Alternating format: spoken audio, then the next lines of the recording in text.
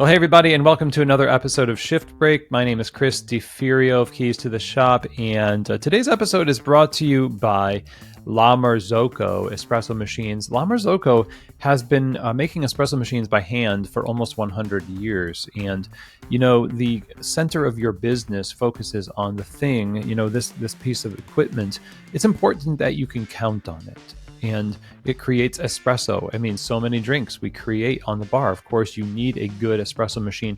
And you don't want to skimp on getting something that you just feel like is, well, for now, we'll just use this. Not really confident in it, but it saves a few bucks.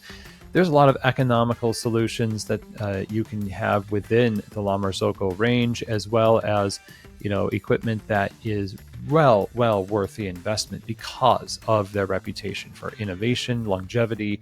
Check them out at lamarzocco.usa.com. Now, another sponsor today is rattleware.com. They are the small wares that work for your business and allow your business to shine. They're operating in the background, steel pitchers and whisks and knock boxes and the shot glasses with measurements. I mean, there's all sorts of little things you need in the business of coffee to make the whole thing work together. Rattleware is driven by the idea that you just want something reliable.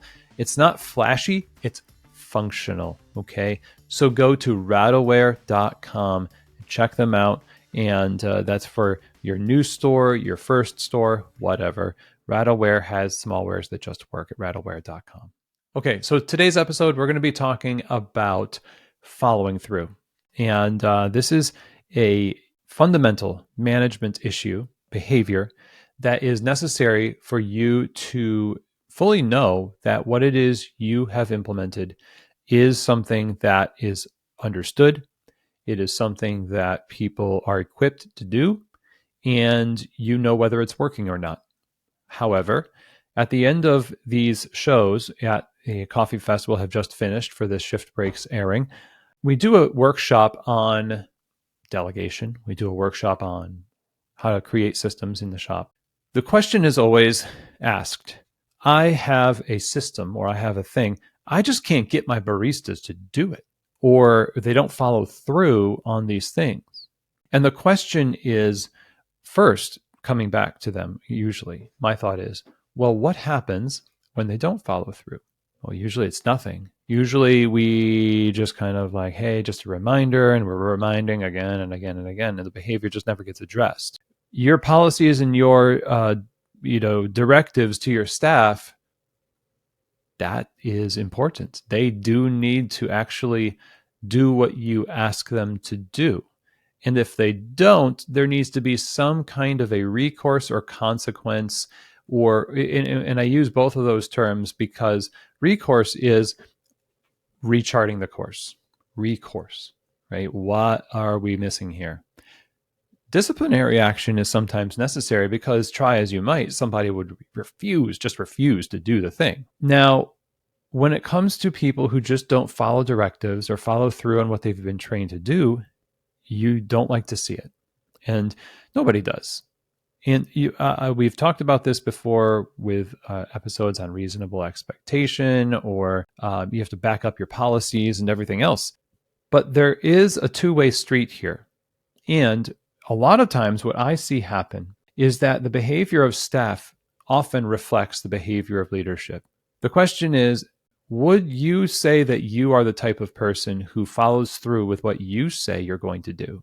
Do you actually thoroughly resource and clarify and bring understanding and coaching and development to people who are given expectations to do things like now we're going to be making all of our own syrups, right? So how is it that you come into that situation and follow through with people to do what only you can do? Maybe it's budgetary, that you designate tools and purchase what's needed to make this successful. Maybe it's checking in on people and coaching them along the way as they get used to it and incorporate this new thing into their muscle memory. If you simply drop this thing into the ecosystem and then just stand back and watch it, right? You don't end up getting the result you want because people will act the same way towards the stuff. They will expect their own initial effort to be enough to be, the thing that carries them through the whole execution. It just won't work. The idea is we need to be exemplifying follow through with the staff to show that we are dedicated to something long enough to bring it into a fully mature existence in this business, in this cafe, with respect and deference to the fact that you currently, if you already run a cafe, there's already a way we do things. Now, whether it's a way you like it or not, that doesn't matter. You've agreed to it. The way things are right now is because you've allowed it to be the way it is. And you have to give some level of respect to that, whether it was tacitly agreed to or explicitly agreed to and curated by yourself. It is, and it must be accounted for. And if it's not, and you simply act as though you had no part to play in allowing it to get where it got, then people will, obviously they see right through it, and they're not going to follow directives. They're not going to follow through on the things that you want them to, because they don't think you're serious about it either, because you didn't give them the tools, the clarity, the understanding, or the time necessary in the availability of yourself as the agent of clarity to give them the best shot at success. Classic example is something like, we come back from Coffee Fest, we bought a new pour over dripper, we experienced the best coffee of our lives at this one place when we got coffee in New York City, and then at the show floor they had the same one, they bought it, we said, this is it, this is what our coffee shop needs. First of all, probably not. Second of all, even if it is amazing, there is a whole host of obligations that come with the integration of something new into a known environment. Again, that if you're not respecting that, then it just won't be successful. Now, the follow through that we need from leadership is, first of all, you're counting the cost of what it means to give a directive, in that it will be somebody else will have work to do, but you also have work to do. It's always the case. It's almost always the case that if you give a directive, you say a new initiative to have pour overs on the bar, the questions become, where's it going to go? What are we going to make? Where's the paper filters? How are we going to train? What do we tell guests? What's the frequently asked questions? What's the temperature or the recipe? How soon is this going to happen? When does the training take place? We're already over time in there's all this stuff that you can think of if you take time to think of it before you make the decision. That, again, is part of your responsibility. But if you say, we are going to do this, we need to now follow through and make it happen in the most thorough of ways. Another follow through that doesn't happen often and needs to happen more often is when owners and operators, managers alike, will see something on the bar that needs tending to, and we just don't take care of it. We don't follow through. We say, I'm going to, and then we don't. We give ourselves a pass, because who's going to fire us? We do understand how busy I am. I'm very busy. I'm doing things that are needed for the business, and it's for your own good. Almost like saying, if you get upset at me for not doing the thing I said I was going to do, then it only shows that you don't understand what it's like to be an owner. Okay. You just got to have pity on me and give me some excuses so I can develop this identity later on that basically gives scapegoat to behaviors that ultimately will create that same behavior in baristas. And I'm going to be like, well, how did that happen? How do I have baristas who are not performing? They're not engaged and they're not, following through. It's because, again, they're reflecting the behavior, right? So the follow through of when you say you're going to do something, first of all, means you have to understand that when you speak and you say, I'm going to call the HVAC company because it's so blazing hot in here, don't worry, I'm going to get on top of this. If you're not putting that on a schedule and you don't do it right away, you got to know yourself well enough to know it's not going to happen. If it doesn't happen, then fair or unfair, whatever, it's not going to be, oh, well, I guess they had better things to do. I totally understand. When you're sweating it out in the cafe, they're not going to understand. And neither would you, by the way, if your barista said that they were going to call that person who didn't get their Joe to go order and see if we can make it up to them because we missed it, and they don't do it. you're going to hold them accountable because hey, didn't you say you were going to do this? And we have this very severe handling of other people's ball dropping, right? But with our own ball dropping, we beg for forgiveness, we beg for charity and grace. And there's grace to go around. But there's a toxic level of grace around operations sometimes that is essentially just a game of like excusing what we know we should be doing. So it's not that you should just be giving grace to every foible or ball drop. We should be curious about how can I level up my level of support and performance at every level. If you're a barista, manager, and owner, you have a set of responsibilities and you have stakeholders, which are the people you work with and the people you work for, that need you to constantly be thinking about, what can I do better? How can I improve? And who am I improving for? And how can I serve them?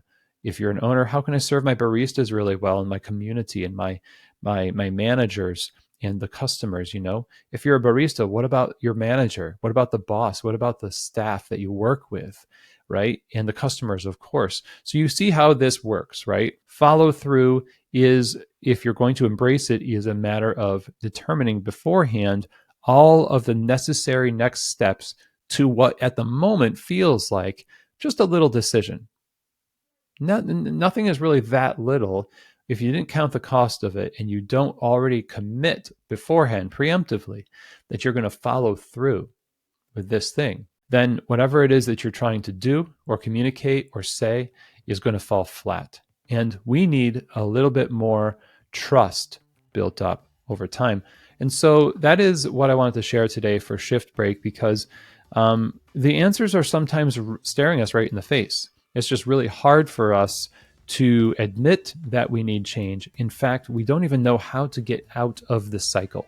And the answer is essentially what we hear in James Clear's book, Atomic Habits, which is a very consistent but small application over time of that changed behavior creates an identity that you live into and you grow into.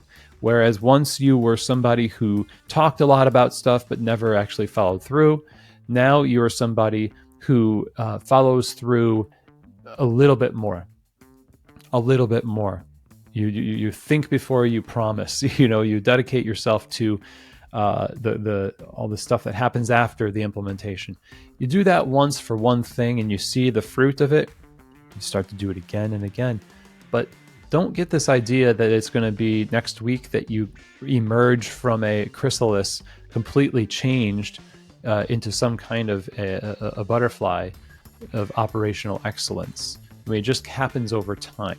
So that's what I wanted to share with you. Hopefully it's helpful for you in your situation right now. You can do it. You obviously have, if you're listening to this, you've created something. That's not an easy thing to do. And the more you create, the more it is upon you to grow into the kind of person who can handle that creation. And that's the uncomfortable part of growing. But the joy you get on the other side of that difficulty, of that stretching and growing, is the reward. And so I want to encourage you, even though this is something that is challenging, the challenge is worth it. And it will create a better culture in your coffee shop that not only the staff benefit from, but the customers can feel. That's an intangible that it's hard to compete with. So that's it for today. Thanks so much. And as always, I'll see you next week on another edition of Shift Break, from keys to the shop.